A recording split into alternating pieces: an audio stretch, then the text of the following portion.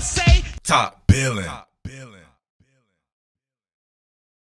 I hated that shit ended like that for your boy Sam Darnold, man. He was playing his ass off. Dude was doing some magical stuff. Him and Baker Mayfield, that was a throwback. Both of those dudes were two of the best college players that we've seen, period.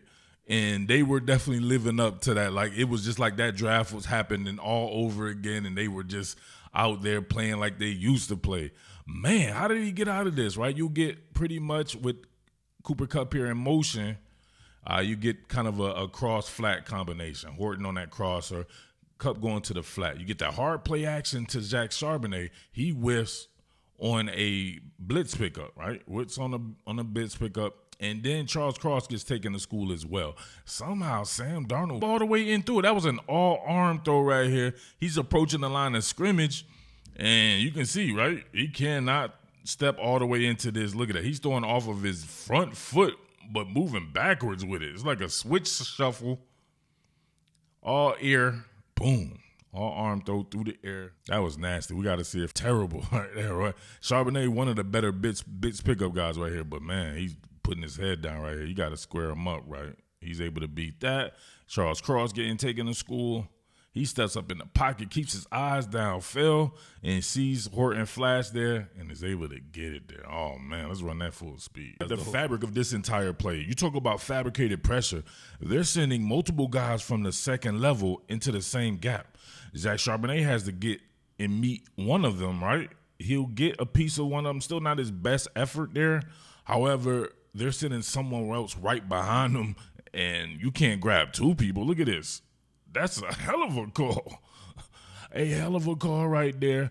Beyond the fact that the ball, right, Sam's able to get the shit away. Well, damn, look, the ball is actually still in his hands while he's being corralled. Shows you how strong he is there. And then the ball, okay, yeah, I see. It's tipped. It's tipped by another unmarked car there. And then, oh, damn. I wonder if they picked up on this. Look, you can clearly see it was tipped first and then hit the helmet. Wow. And then intercepted. Tipped and then hit the helmet. But look, you have three people on one. This is a problem, obviously, because you have unmarked cars coming, right? Let's pick up there. If somehow one of them was able to rotate, maybe Charbonnet could then peel off and try to get him as well here. Bradford's loose, and then he ends up joining the fray as well.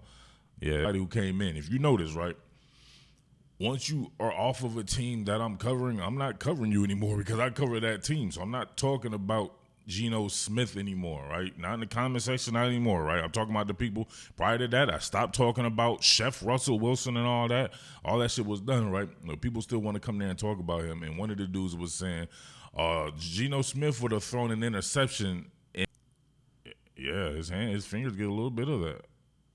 You can see the ball start to wobble a little bit even before it hits the head right there. But 3-on-1, yeah, that's pretty bad right here. And I need Zach Charbonnet. I feel like something's hampering Zach Charbonnet. He doesn't look right to me, to be honest with you. I'm not a hater. I cover what I see. And what I see from Kenneth Walker is that man is getting north-south. Somebody like that definitely fits the scheme of Clint Kubiak. What he was doing before, doing all that dancing and shit like that, that's not going to work out, right? No matter how talented he is, he still has to adhere to proper protocol when you're running the ball in this West Coast offense.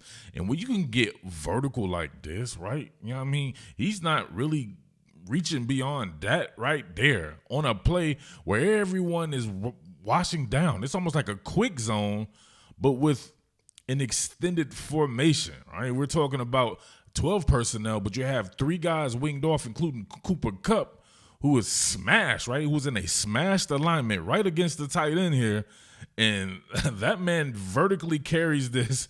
This is incredible. He still does his thing, right? He's still able to show off the horizontal stuff, but at the very least, you want to get vert right away. But look at everybody getting washed down. Lucas doing the damn thing. Your boy Bradford climbing up. Sundell doing the thing. Of course, you know what I'm saying? Zabel, Cross, and then you get Barner right here doing it. And then, of course, you get, like I said before, Saubert on the climb, right? Continues to wash down, too. Look at the block, right? Coming in. I'm sorry.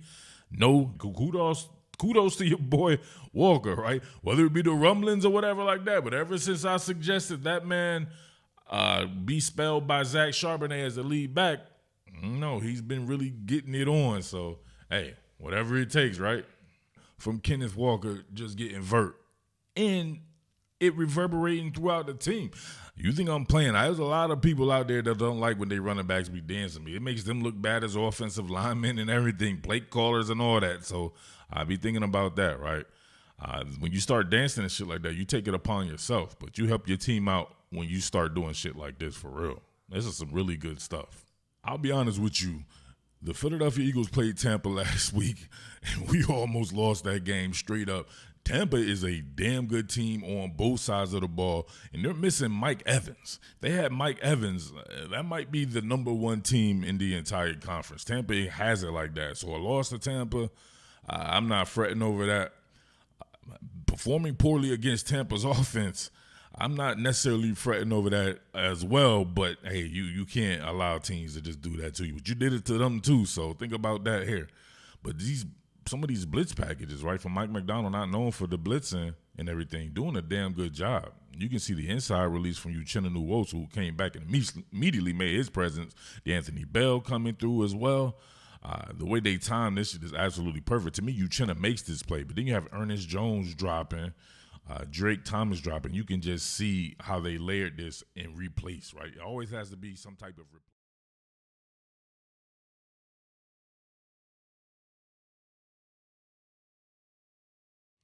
You better understand what you're doing and head on over to Profit X. Profit X is a peer-to-peer sports prediction exchange that's sweeping the nation. I know you're tired of going against the house with these sports books. That's why it's time to set your own odds and welcome more challengers. Bro, that's exactly how sports prediction began. You and your buddy talking that trash to each other and putting your money where your mouth is. And there's plenty of cash available at Profit X, as they only take a cut off what you negotiate with your winning wager, not necessarily profiting off losses. Use promo code TOPBILLIN and claim up to $200 in profit cash on all plays for the first 30 days playing on the site. Terms and conditions apply. What more can I say? Top Billin.